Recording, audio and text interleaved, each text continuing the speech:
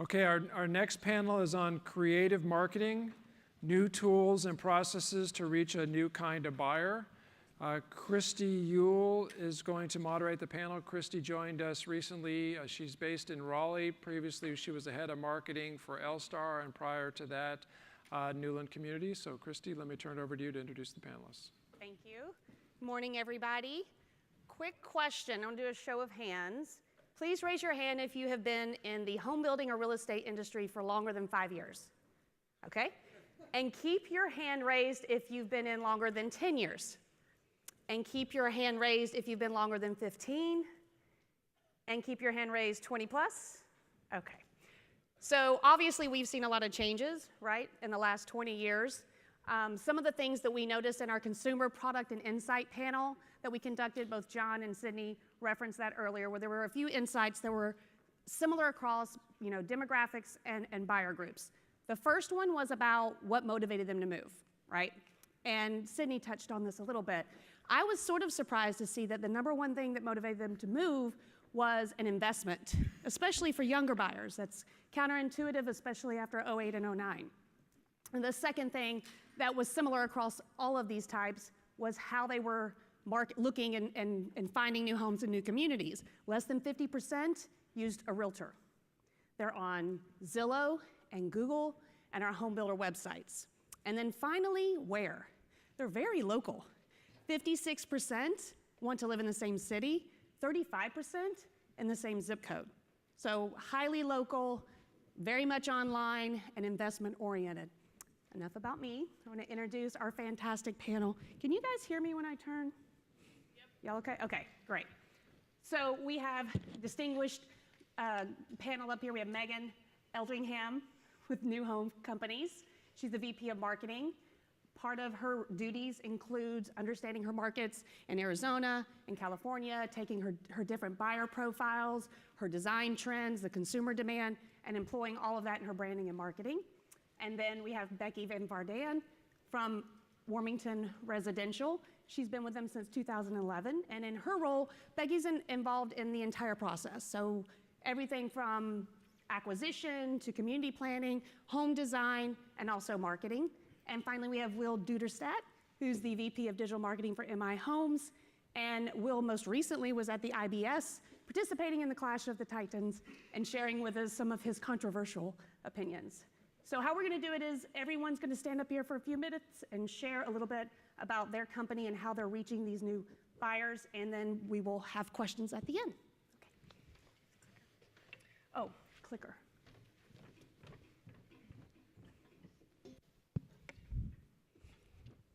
Go. Great, thank you. Good morning, everyone. How about those last names? They're quite the mouthful. Eltringham, Anbardan, and Duderstadt. Can we spell those right now? Gosh. So I am Vice President of Marketing for the New Home Company, and I'm going to speak a little bit about the evolution of our brand. Why does brand matter? And we pride ourselves in asking ourselves 3 questions. Who's the buyer? What do they want? And how much are they willing to pay? Along that, our tagline is building a better life. We always ask the why of what we do. Everyone in this room knows what they do and how they do it, but it's really about why we do what we do. So the foundation for the New Home Company this is kind of our brand architecture. Everything has a cohesive look. Everything that we kind of put together, our next-gen approach, our corporate campaigns, our people department, our customer care team, everything is kind of works together cohesively in this branding document. And then on the below are just kind of some of the principles that the New Home Company stands for. These are a few examples of what the New Home Company has on our corporate branding. Again, we're looking at the buyer, and our buyer demographics are so different. We were predominantly a luxury home builder out of Orange County and Southern California. And obviously that's changed quite a bit. And so with that, we have to change our branding. So we've come up with some interesting attributes of our construction difference. We have about 100 points of interaction with our field team and our construction teams, and we want to highlight that. We want to share with our prospects how we build our homes and the architects that we select, many of them that are in this room, and our landscape architects and our interior design firm. We really want them to understand that there's a lot of cohesive and collaboration that comes along with our brand, and so we've created that doc.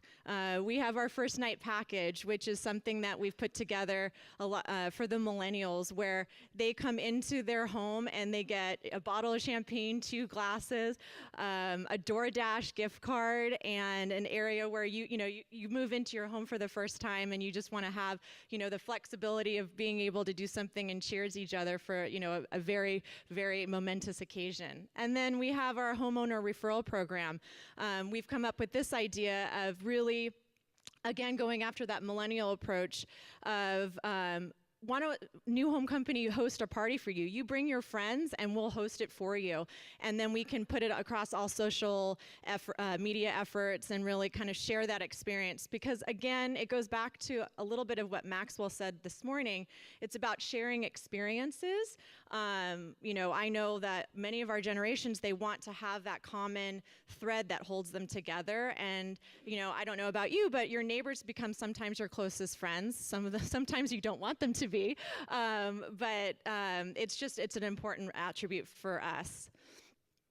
Here is another kind of branding doc for us. These are several of our neighborhoods that we've had since the inception of New Home Company. And again, it's just that cohesive approach and kind of understanding who that buyer is and what kind of attributes or marketing efforts that we can kind of go after for a specific neighborhood. Here, there's some examples of what we have rolled out. Cobalt, which is in Rancho Mission Viejo. It's a millennial buyer, first-time buyer. We came out with the 3-2-1 buy down. A lot of my counterparts have done the same. We're just highlighting the fact that we're easing you into your mortgage. Carola spoke about the lender programs and information sessions. I think it's really important to educate these new buyers. We take for granted what we all know, but they don't understand that. And new home construction is a little bit more cumbersome than resale. It's so easy. We spoke about it earlier. It's so easy to go on Redfin and see the pricing and know exactly and be able to go visit a home at the flip of a switch. But with new home development, there's a lot more of different things that we have to go through, so we're trying to make it easier for that. Our Homes for Our Heroes is an initiative that we came up with for certain areas that have a predominantly emergency workers and teachers and veterans, and so we wanted to incentivize those buyers to come out and buy a home with us. So we gave them a small incentive to come out and share that journey with us. We have buy versus rent correspondence and buyer referrals. Again, it's just going after that first-time buyer and really just approaching them with products that we can show that if you purchase, that you can be in a space and spend less than possibly renting. So when Kristy was talking to us about, what are some creative areas of how we market, I think a lot of us in the room have known that print is kind of, unfortunately, becoming archaic. We still use it in our age-qualified demographics and projects, but for most of our projects, we are strictly digital. And we rely on Facebook and Instagram, programmatic banner ads, and we're now on Waze and Pandora. We have a master plan community in Corona called Bedford, and we are getting so many hits from Pandora. I was at IBS, and one of the speakers says, Pandora doesn't do anything. And I said, well, for us, it's leading people to our doors. We had a big event last weekend, and several people mentioned that they heard us, traveling from work. Think about it. In Corona, you're sitting on the freeway for hours on end. And so when you're listening to your Pandora, there you go. There's your ad. So again, we're just trying to be creative with our approaches and living and how people live and how people breathe and how people, do their consumer research. And then this is always a fun one to talk about. This is a social influencer integration. we have hired social influencers, and they come out to our projects and they live and breathe our projects. So if either it's an event or we'll host a day, and we'll have them live within the community, and they'll take, we have a project up in Calabasas at Avanti, it's called, and we have a soul cycle there and a pressed juicery. So they got to take a class, they got to go to their pressed juicery, they get their hair blown out, they experienced the mall across the way, and then obviously the most important thing is to experience our model homes. But it gave us a lot of traction. The amount of people that make decisions by social media and influencers is incredible. Maxwell spoke about the mirror. I was on Instagram. It kept on retargeting me. I went out and bought the mirror, and I love it, by the way. So definitely look it up. But the same thing with Peloton. That same approach with the spin bike. People, it's all about making things, very easy for people. And I think with the social influencer, especially with all of the celebrities, social influencers out there, it's an incredible way to go, and I highly recommend it. The way we activate our brand, we're really into event-based marketing. We have our project in Cannery in Davis. We have movies in the park, and McKinley Village, we had an art walk, and we had local artists display their artwork. We did a Cannery 5K and 10K. We had a harvest festival where they could actually pick their pumpkin and decorate it. We had our Super Saturday event last Saturday at Bedford, and we had a head football coach from Corona's high school and came out and did clinics with his players. So again, it's building that community. Maxwell spoke about that tribalistic way it's not only about demographics and psychographics, but it's really about that relationship marketing. It's really about understanding the value demographic of what we hold important to us and what we want to surround ourselves with. And so again, we're really into any type of events that we can produce. It doesn't have to be expensive. It just has to be something where you can bring people together to collaborate and enjoy the experience. So we have an online sales concierge, and I'm not sure how many people in this room, maybe if you could raise your hand, how many people have an online sales concierge at their home? Okay, so a few. It's been a very interesting dynamic for us. It's a very new position for us. Six or 7 months it's been in existence at the New Home Company. What we really want is for the ability to create, again, that flexibility that someone could chat, text, call, or email in real time. Deborah is our online sales concierge, and she supports our company. And she's been telling us that people spend so much time with her on the phone. They're asking pricing. They're asking for visual tours of our design studio. They don't want to come out. They want everything before they walk through that door. And so it's our challenge as home builders to really create this personalized experience. Maxwell spoke about all those different ways of making it more easy. We were talking about like some of those sous vide where a family can come home and utilize that, dinner's on the table. We want to make sure that home building and people purchasing a new home is as easy as possible. There was a time where we used to not share our floor plans. We wanted to keep it all inside, and now we have to just get it all out there. We're investing in all technology with AI and virtual tours and Matterport and anything we can produce to really get that message out to our prospects. We've recently, fine-tuned our online lead actively selling customer journey, and we talk about what the touch points are for Deborah's role, but also as a New Home Company neighborhood touch, our automated responses, and then how our corporate team really communicates with our prospects. And then last but not least, our future is tech. So we have been really doing a lot of research. Tom Redwitz, who's here, our CIO of New Home Company, and I and a few others from our company traveled around and went to Amazon and Apple and Google, and we tried to do some research of where is technology going. I was speaking to some of my counterparts at the table and saying that people expect smart home technology. If we think that we're doing something really unique right now, we're not. You can easily go on Amazon and buy an Echo and have it at your doorstep the next day. But what can home builders do? What can developers do?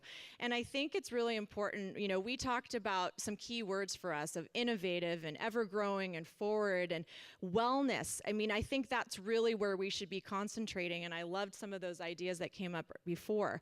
We're talking about, and I'm trademarking this, but decorating the home. It's not just about decorating, but it's really like, what's the tech portion of how we do things? And I learned a lot about that, and we'll kind of speak to it if we get a chance, about the security and privacy, because that was quite interesting. I actually put my Amazon Echo after my visit I unplugged it and put it in the closet because I got so freaked out. It's a little bit scary of Big Brother. But the wellness component for us, we talked about sales manager free tours. What about, and I know Tricon's doing this, where you come out, you get a code online, you register, you give them your license and a credit card number, and you can go out to an inventory lot without a salesperson and view the home by yourself. I think that's an interesting approach. Now, of course, I think that would be, I don't know how it would work in a model per se, because obviously theft and liability and all of that, but I think we have to start thinking outside the box with that, and I do think that our future of technology and wellness is really where we should be concentrating. And I'll just end with that. That's what we do. It's about our people and the people that purchase our homes. So thank you very much.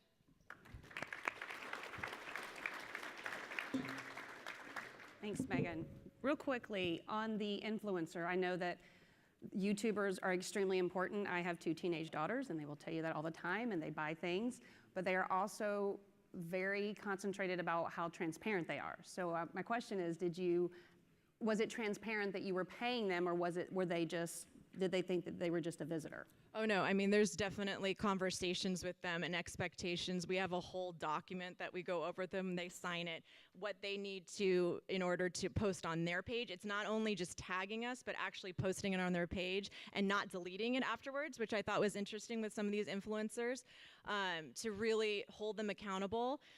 Some are paid, some are unpaid, some will do it just for exposure, some that you have to pay a little bit of money. It's nothing as expensive as a print ad, but it's something that they'll do it, and then we expect usually 5 shares, and then they have to tag us, and then it's that one. We set those guidelines, but okay. Yeah. Great, thank you.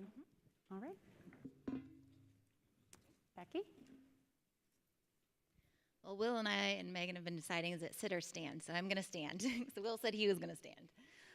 So here at Warmington, we have started to shift our focus in the way that we are marketing. And Warmington's been building homes for over 90 years. We entitle and build. Majority of our projects are infill developments. And what that means is, most recently, our products are density driven. We're 3-4 stories with roof decks attached or detached. So who is our buyer? Our buyer is really someone that's willing to walk 3 to 4 flights of stairs a day. It's really who it is. But that's our millennials. That's our young professionals, our first-time home buyers, our singles, our newlyweds. So what is it that's driving these buyers? We're all talking about the technology. They love their technology. It helps them to make faster and smarter decisions. But what they're really wanting is relationships and experiences. Because they're making faster and smarter decisions, they have more time for connections with their friends, their family, their coworkers, their community, and being able to experience life. I just recently attended a seminar by Kantar Consulting, and they shared an interesting fact that for one of the first times ever, that the experience in buying a product is outweighing the buying decision than the cost of the product itself. So it doesn't matter that it's a cheaper product, it's the experience that went along with that buying purchase. So how do we take this mindset and moving it into our industry? And we need to shift our focus. So just as though our architecture has changed over the years, we need to change the way in which we market. And that's not about the square footage of the house, the price point, the bedroom count. Our buyers have that information already. They can find it on our website. They already know it. That's the reason that they registered our community, because we already fit their basic boxes. So we need to start to bring in that relationship that we're building with them and helping them to envision the experiences that they can have in our homes. This started for us about 5 or 6 years ago, where we really wanted to bring life into our homes. And I know lifestyle imagery and marketing is nothing new, but we really wanted to personalize it to Warmington, to a specific Warmington community, and help to invoke those emotions and feelings, building connections, and helping them to envision the experiences. We're a private builder. We have small marketing budgets, and we did this with employees. That's my daughter there in the center with our division president's son, my dad's Santa Claus, and my other daughter on his lap. It's a photographer for a day. It's props from home in our models, so that when we send out our marketing messages, it's not, here's the glamour shot of the kitchen, it's here's the kitchen and mom and daughter baking cookies. It's bringing that life and helping to build that connection and give those experiences. And don't get me wrong, we send the emails about the products, about the prices, but we do that to reinforce. It's not our main message. It's just to reinforce and remind them of who we are and why they registered with us. So when you register with a Warmington community, your first connection is with our online sales counselor. And as Megan said, this is a new endeavor for us, but I think it's also one of the best things that we've done, because now we're able to start to personalize this experience with the buyer. We're now able to ask the one-on-one questions before they even come out, because they want to have certain answers before they make the journey to your sales office. So let's find out and ask the questions. What is it that they need? What is it they want? And let's start to talk to them on an individual basis. We also include, our templated emails, of course, through their journey of being one of our prospects. It's telling them about who we are as a builder, sharing our brand, giving them the history of our company, where we came from, where we're heading. They're gonna look for it anyway. Let's make it easy. Let's send them that information. Send them a video about an introduction of the sales agent. Send them pictures of our lenders so that when they get there, they're already at ease because they feel comfortable with these individuals. They're not gonna remember where exactly they saw that person, but they're gonna look at them and say, I know you, but I don't know how I know you. So they already feel a little bit more comfortable the day that they walk into our office. Now let's talk about connecting to the community. And for time, I'm gonna skip that last slide because this also leads into that. This is where we want to build help them to envision the lifestyle. As I mentioned, majority of our communities are infill. We don't have lifestyle program. We don't have big amenities. So what we're trying to draw from is the urban fabric that already exists around us. And so here you have a gym that's down the street. No, we don't have a fitness facility on site, but I'm gonna tell you about a gym that's down the block that you can join. The great thing about doing things like this and starting to help them envision their community is that you are getting these community ambassadors. You talk about the gym is engaging with you. They're commenting on your website, or on your social media. But what they're also doing is reposting to their followers. So now you're organically getting in front of even more people than you expected. You're starting to talk about events that are happening in the area. Music festivals. Again, these buyers want experiences, they want connections. Talking about restaurants, their avocado toast. You're talking about old restaurants, the first restaurants in the community. You're talking about new restaurants that are opening. You're talking about what does brunch on Sunday look like. Art that's coming to the area. You're wanting to pull from different areas because interests are different for each of our individuals. We also want to tell them a little bit about the neighborhood they're going to move into and the experience of buying. Now you see happy homeowners holding the for sale sign.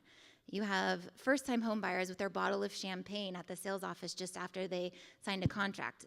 And like Megan said, we celebrate that event, but we celebrate that event at contract so that, again, it's a moment for them to post and share their experience with others. You have connections that are happening in the neighborhood organically. This is an alley load product. They don't have yards, so the alley is their yard. This is where they're meeting their friends and family. This was a Rock a Block event at one of our communities that was a resident-led event. Nothing that we did. We just asked for the photo and if they were okay for us to share it, to help to share with individuals what their future experiences could be. And then we also want to tell them a little bit about the journey. They want to be part of the experience of building their homes. Let them know when the signs went up, the street signs.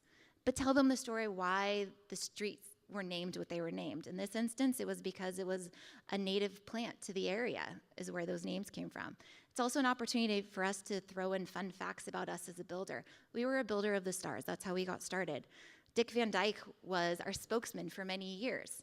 It's just fun little facts, things that they can engage, and again, we can build the relationship with them to tell the story. Our interior designers, who is it that's creating our models? Share a little bit about them. So I'll just take it back to where our shift and our focus started about 5 or 6 years ago, and it was bringing life into our homes with our holiday emails. Thank you. Thank you. I'll hold my question. You can go ahead, Will. In the essence of time, I'll hold my question until the end. Go ahead. Okay. I love that there was an avocado toast shout out. I think that was my favorite part so far. So I know Max this morning talked about one of my favorite and also most infamous sites that are out there, which is BuzzFeed. How many of you guys have spent some time on BuzzFeed, right? By time, I probably mean like hours, because it just sucks time out of you. But I got really enamored with BuzzFeed a couple years ago because I saw it popping up constantly in friends' social feeds, and this content was just so viral and so sticky that it was really all over the place. Listicles, right? The top 3 things that you must know if you were a kid of the 90s, or these quizzes, all this really kind of sticky content. And as I dove in more and more and tried to understand why and what's the secret sauce that BuzzFeed has really kind of figured out, I found that others agree. The New York Times, back in 2013, the most popular piece of content on the entire New York Times website was a quiz, a straight up BuzzFeed-esque kind of quiz.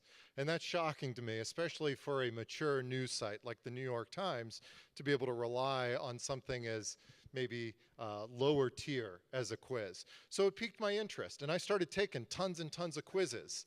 Like, I got addicted to quizzes. I found out I'm the sarcastic side-eye emoji. You guys might align with this, right? I found out that I'm Jay Peterman from Seinfeld, right? I even know that I'm a Miranda, and I've never even seen Sex and the City. And a lot of these quizzes are good for what you've just expressed, right? A little bit of humor, a little bit of a laugh. But I went back and watched an episode of Seinfeld after I took that quiz, and I'm thinking about maybe watching Sex and the City. So there are opportunities to really influence behavior or get your quiz takers to do some action or to take some action. So I internalized all this and really had to strategize on a way that as a home builder, we could leverage that. And what it really boiled down to for me was thinking about going to a party, right? We want to meet new people. We want to sell our homes to new individuals. And too often we're going to that theoretical party saying, hi, I'm MI Homes and I'm on sale today. Or I'm MI and I started $350,000. And that's a pretty terrible way to start a really genuine relationship if you were at a party, right? What do you actually do when you're at a party? You compliment somebody on their outfit. You talk about the weather. Maybe you have a sports team in common that you both like. You kind of have that little bit of a small talk, you build a relationship, then you go in for the kill. Then you talk about the home that you have for sale, right? But it's this moment that I really wanted to try and capture. And what I'm going to share with you today is just a singular case study.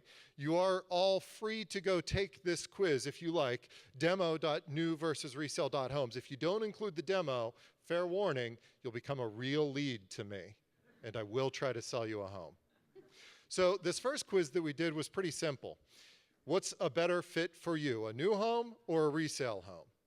Now, as a new home builder, I was a little slanted in the creation of this quiz, right? Most of the answers along the way will really push somebody towards selecting new, or at least showing new as a preference. You can see in this the first question there with the 4 tiles, it's pretty clear which ones are the resale and which ones are new. But people still had a good time kind of going through there and picking those. Same with the avocado green kitchen. As much as we love avocado toast, apparently we hate avocado kitchens. But this particular quiz, since I'm the new home builder, there are people that are going to come out the other end and say resale is probably the right thing for them. We built this in coordination with Homes.com so that anybody who got to the end of the quiz had a logical next step. If it was new, come talk to me. If it was resale, well, Homes.com has a lot of resale homes available that you can go browse. And we build on that. We then twisted it and kept it all new. We created a community crush quiz that we've used in a number of our markets to really hit on that local emotion where people are very in tune with where they're living and they feel very prideful about the cities that they're in. Again, some very literal questions, but also some photo-driven, less literal questions, right? Like which Houston native is your celebrity fave? By the way, that does not actually line up to any of our communities. We throw that one away, but it's pretty engaging. And it allows us to write some pretty clever headlines when we go to promote this on social, like what does Beyonce tell you about what community you need to live in? So if you know me, you know that things need to perform. They can be fun, they can be engaging, but at the end of the day, they actually have to drive some sales. So how did this do? Across all of the quizzes that we've run, we average a little under 2,500 quiz takers. From a lead gen standpoint, these are the lowest cost leads I've ever generated in my entire life, at a little over $1.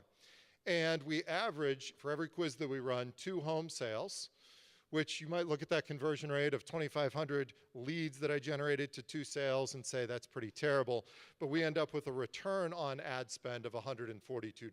So for every dollar I spend promoting this quiz, I'm making $142 coming back. So what I want to give you guys are 3 key tips if you're going to think about quizzes, if you're going to think about generating content that you can actually implement to follow kind of in these trends. So number 1 is to have a sense of humor. There's a very famous saying, I didn't know who it was from for the longest time, but the Danish comedian really illustrates that laughter becomes the shortest distance between 2 people. It's the quickest, easiest way to bond, typically over a common topic. And in the case of a quiz, you can throw in those lighthearted questions and you immediately build some rapport with your potential customers. Every quiz that I took is research. The Seinfeld quiz, the emoji quiz, they all had that dose of humor that made me laugh a little bit and they made me want to share it. Number 2 is to invoke some sort of emotion, to get somebody to think about caring, right? On social, our news feeds are just jam-packed with so much content. Our goal is to make somebody just stop and look at my content, look at my post. So of all the possible emotions that are out there, this is the wheel of emotions, right? You can play with a lot of different ones when you generate content. Towards the top, all the fun ones, right? Happiness and optimism and love. Towards the bottom, maybe some of the unsavory ones like disgust or remorse. When I say use emotion, play towards the top of this and get people to smile, right? Get people to laugh, get people to feel really good, and that'll be associated with your brand. And then number 3, use an absolutely killer CTA. Get a call to action in there that'll help somebody take next steps towards what you desire, which is probably a home sale, right? Maybe a lead. All of the BuzzFeed quizzes that I took come built in with these great CTAs, right? You can share this result to your newsfeed, and suddenly, every person who has taken this quiz has become a marketer for my company. Because of course they think it's funny or awesome that they got, hey, I deserve a new home. This quiz told me I deserve a new home. You bet they told all their friends. I told all my friends I was sarcastic side-eye emoji, so the logic certainly applies here. So to summarize those 3, what you're looking to do is to have a sense of humor in your content. Obviously, this needs to align with your company and your brand's voice, but use it to be disarming. Don't approach brand new relationships like you're walking up to somebody at a networking party and you just instantly tell people you're on sale. Build rapport. Build some sort of emotion. Invoke some sort of emotion. More than anything else, fight apathy that people can feel when they're just seeing all of this content in their newsfeed. And then end with a killer key CTA.